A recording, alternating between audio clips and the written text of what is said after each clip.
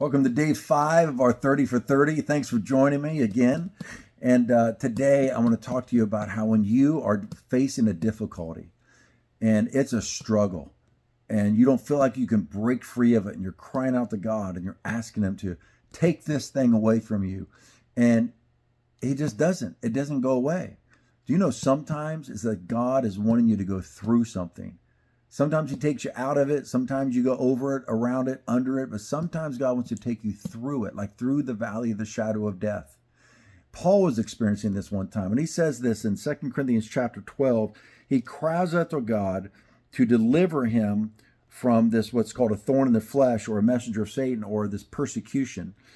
And God answers him in verse 9 and says, "My grace is sufficient for you, for my strength is made perfect in weakness."